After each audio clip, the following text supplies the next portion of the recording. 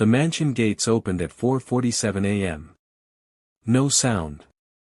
No warning. Just cold metal sliding across stone like a knife through butter. Inside, Valentina Moretti stood on marble floors, barefoot, staring at her dark phone screen. Her heart pounded so loud she thought the guards outside could hear it. 27 years old, and she'd never made a decision without asking permission first. Not what to wear. Not where to go. Not who to love. Tonight was different. The house was quiet except for the hum of security cameras. They watched everything. Every hallway. Every door. Every breath. Her father, Lorenzo Moretti, built this place like a fortress. In Miami, the Moretti name meant power. It meant fear. It meant you didn't ask questions. She looked at the message on her phone one more time. Just a red pin on a map. No words. But she knew what it meant. She knew who sent it. Her hands shook as she slipped her Louboutin heels back on. The click of her steps echoed through the empty halls. Each step felt like a choice. Each choice felt like a betrayal. Outside, she heard car engines. Low and rumbling. Waiting. She thought about Eli. His calm voice. His steady hands. The way he never looked at the cameras when he drove her through the city. He was different. He didn't want anything from her. Didn't want her money or her name or her father's approval. He just wanted her. And now, because of that, everything was about to break. Valentina first noticed Eli on a Tuesday morning in July. Her father hired him to replace Marco, the old driver who got caught stealing. Lorenzo didn't fire people. He made them disappear. That's how things worked in the Moretti family. Eli showed up in a black suit, standing by the Rolls-Royce, hands behind his back. Military posture. Clean-shaved. Eyes that saw everything but revealed nothing. "Miss Moretti," he said. That was it. No smile. No small talk. She liked that. Most men either feared her or wanted to use her. Eli seemed to do neither. He opened the door. She got in. He drove. Simple. But Valentina noticed things. Small things.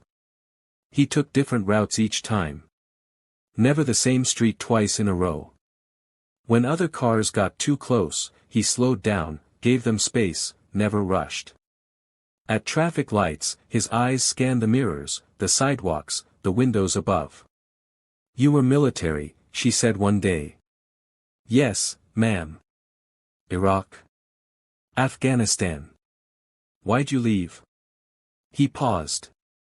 "I wanted to live somewhere I could sleep at night." She almost laughed. "You think Miami is peaceful?" "No," he said. "But here, I choose who I protect." That answer stayed with her. Weeks passed. She started looking forward to the drives. The silence between them felt comfortable, not awkward. He never asked about her life. Never gossiped about the family business. Never tried to get close. And somehow, that made her want him closer. It happened during a rainstorm in August. Valentina had a meeting downtown. Some business partner of her father's who wanted to discuss expansion into Boca Raton. She hated these meetings. Old men in expensive suits talking about money and territory like they were playing chess with people's lives. The meeting ran late. By the time she walked out, rain poured from the sky like someone opened a faucet. Her Versace dress was soaked in seconds. Eli was waiting by the Bentley. He had an umbrella ready, but the wind ripped it inside out the moment he opened it. He tossed it aside and took off his jacket instead. "Here," he said, draping it over her shoulders. His hands lingered for just a second. Warm. Steady. Real. She looked up at him. Water ran down his face, but he didn't flinch. Didn't rush her.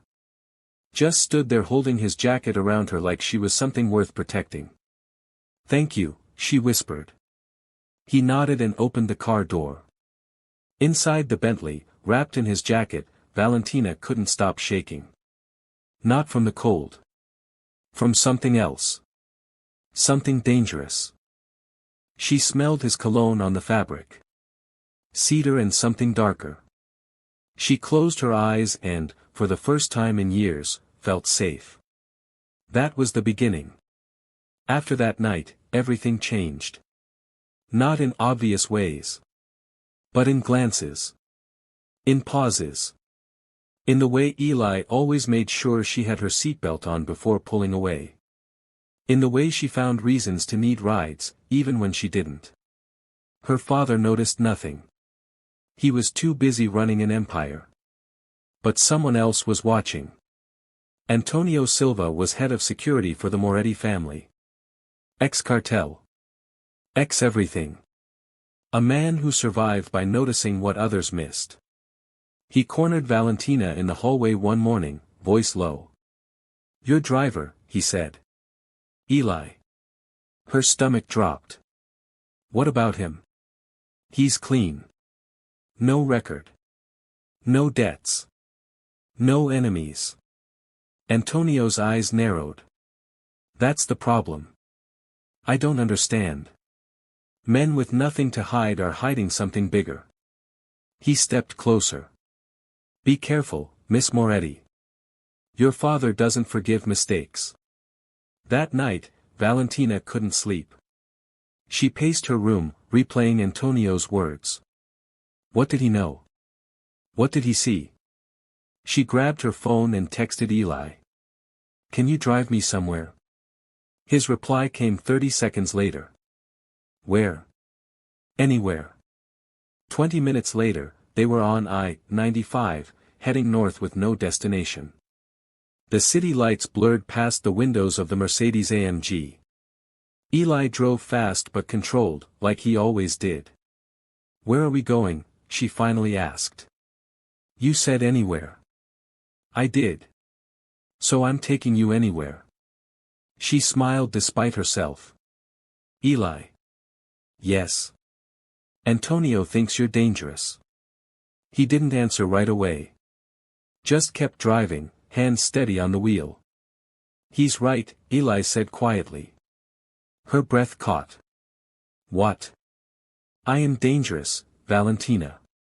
Not because I want to hurt you. Because I won't let anyone else hurt you either." The way he said her name, not Miss Moretti, but Valentina, made her heart stop. "Pull over," she whispered. He did. Some empty rest stop off the highway. Dark except for one flickering streetlight. She turned to face him. "Tell me the truth. Why did you really take this job?" Eli looked at her, really looked at her, for the first time.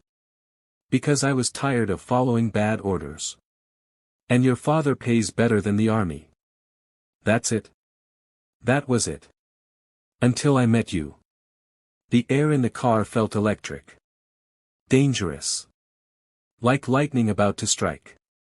"We can't," she said. "I know. My father would.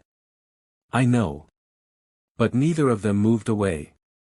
Lorenzo Moretti sat behind his desk like a king on a throne. The office overlooked Biscayne Bay, floor-to-ceiling windows framing Miami like a painting. Expensive. Untouchable. Eli stood in front of him, hands at his sides, face neutral. "I've been watching you," Lorenzo said, pouring whiskey into 2 crystal glasses. "You're good. Better than good. You think ahead. You don't panic." "Thank you, sir." Lorenzo slid one glass across the desk. Eli didn't take it. The old man smiled. "Smart. Never drink with the boss. I like that." He leaned back in his leather chair. "I want to offer you a promotion. Head of personal security. You'll oversee all of Valentina's protection. Bigger salary. New car. A Lamborghini Urus, if you like. And a contract. 5 years. Non-negotiable. Eli said nothing. You don't seem excited, Lorenzo observed. I appreciate the offer, sir.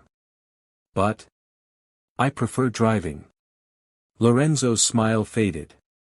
You prefer driving my daughter around Miami to running her entire security team? Yes, sir. The silence stretched like a blade.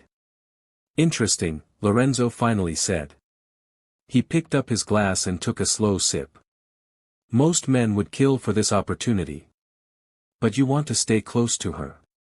As her driver. Eli's jaw tightened. I do my job well, sir. You do. Lorenzo set the glass down. But jobs change. People change. Loyalties change. He stood and walked to the window. My daughter is everything to me, Eli. Everything. The moment I think someone wants to take her away, that person stops existing. Do you understand? Yes, sir. Good. Take the promotion.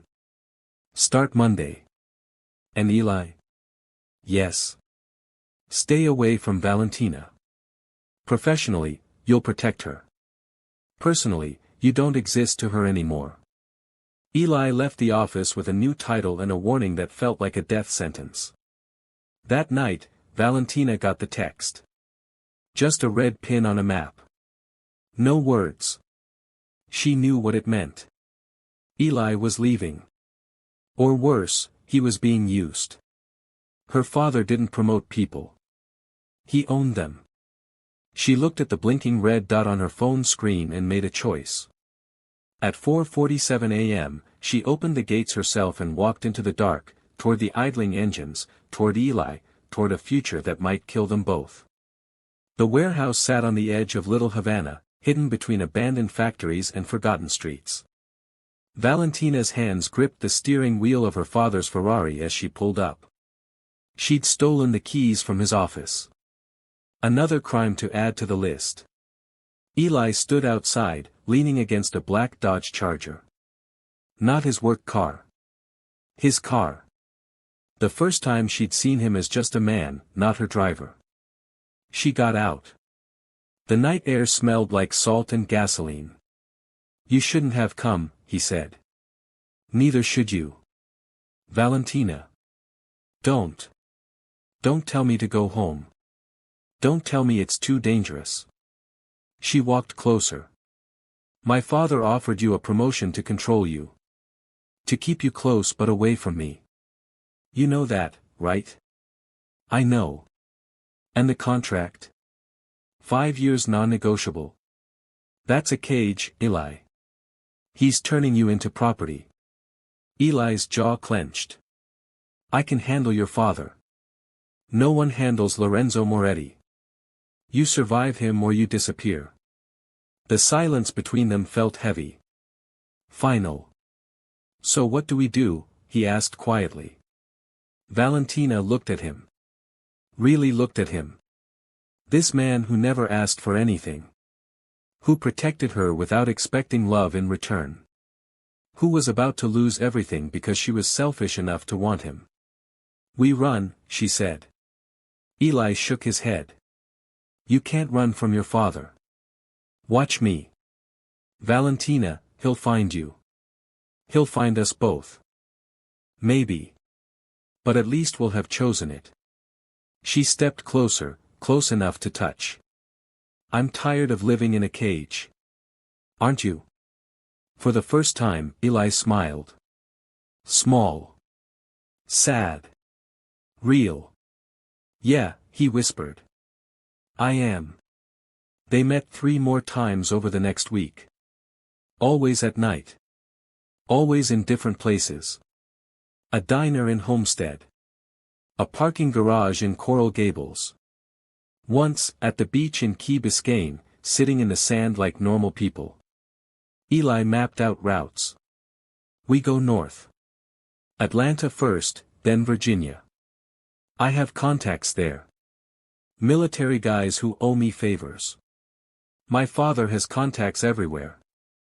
Not everywhere. Just most places. He pulled out a burner phone. We disappear completely. New names. New lives. You cut all ties. No friends. No family. Nothing.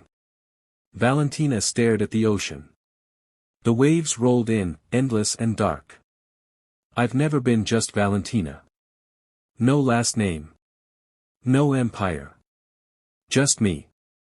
Scared. Terrified. Eli took her hand. First time he'd ever touched her like that. Like she was his. We don't have to do this. Yes, we do. She squeezed his fingers. Because if we don't, my father will destroy you. And I'll spend the rest of my life watching him do it. They set the date. Friday night.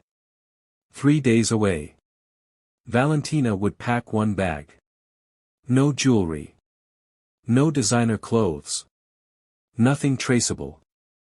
Eli would pick her up at midnight, 2 blocks from the estate. They'd drive straight through to Atlanta, ditch the car, take a bus to Virginia, and vanish. It was a terrible plan. Desperate. Reckless. It was the only plan they had.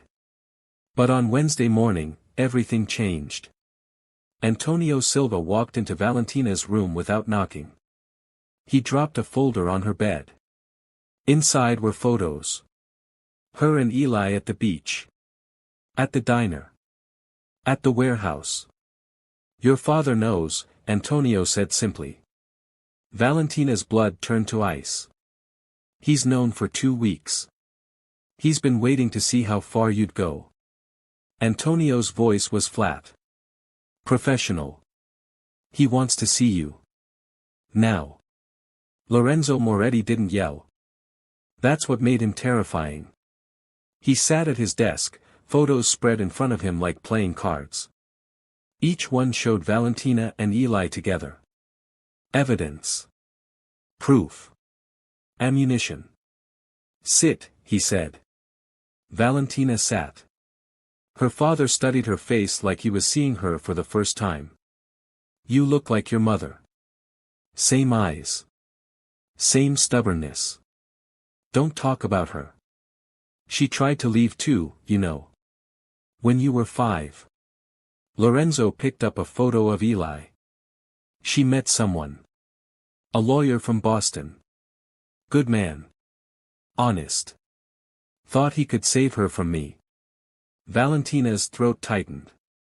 What happened to him? Nothing. I let him go. But your mother stayed. Because she understood something you don't. He leaned forward. Love is a luxury. Loyalty is survival. So you're going to kill Eli? No. Lorenzo smiled. I'm going to give you a choice. Eli lives and takes the promotion. Works for me. Stays loyal. And you never speak to him again. Or, you run. You take your little plan and disappear. And I make sure Eli's family in North Carolina pays the price. His sister. His niece. His mother. Valentina felt the room spin. You wouldn't. Test me. She thought about Eli's face at the beach. The way he held her hand. The way he said her name like it meant something. He has nothing to do with them, she whispered. Then make sure he never has to find out what happens when someone takes my daughter from me. Lorenzo stood. You have until Friday. Choose wisely. Valentina walked out of that office feeling like she was drowning. Eli was waiting by the Bentley, his new position already in effect. He saw her face and knew immediately. What happened? She couldn't answer. Just shook her head and got in the car. He drove in silence. Not to the estate. Just around Miami, aimless, giving her space to break. Finally, she spoke. He knows everything. Eli pulled into an empty parking lot near the port. Cargo ships lined the docks, massive and silent. He threatened my family, Eli said quietly. It wasn't a question. Valentina nodded, tears streaming down her face. Your sister. Your niece. Your mom. He'll hurt them if I run with you. Eli's hands gripped the steering wheel so hard his knuckles turned white. That's how he wins. He finds what you love and holds it hostage. I can't let him hurt them, Eli. So what? You stay here. Marry whoever he picks. Live your whole life in that prison? Yes. She turned to him, voice breaking. If it means your family lives, yes. Eli looked at her like she'd just stabbed him. You think I want that? You think I want you sacrificing yourself for me? It's not about what you want. It's about what's right. Nothing about this is right. His voice finally broke. Cracked. All the calm gone. I spent 10 years in the military following orders. Watching good people die because someone at the top made a call. I'm not doing that again. I'm not watching you die slowly in that house because your father is a monster. Then what do we do? Eli went quiet. Thinking. Calculating. Then he reached into his jacket and pulled out a phone. Not his work phone. A different one. There's a third option, he said slowly. What? We don't run. We fight. Valentina stared at him. Fight? Fight my father? Eli, he's. I know what he is. But he's not untouchable. Eli dialed a number. I have friends. FBI. People who've been waiting for someone inside the Moretti family to talk. Someone with access. Someone who knows where the bodies are buried. Her stomach dropped. You want me to turn on my family? I want you to be free. The phone rang. Once. Twice. A voice answered. Who is this? Eli looked at Valentina. It's your choice. Stay and survive. Or risk everything and live. Valentina took the phone from Eli's hand. Her fingers trembled. My name is Valentina Moretti, she said. And I want to make a deal. The next 72 hours moved like a hurricane. FBI agents met them in a safe house in Fort Lauderdale. Valentina told them everything. Accounts. Shipments.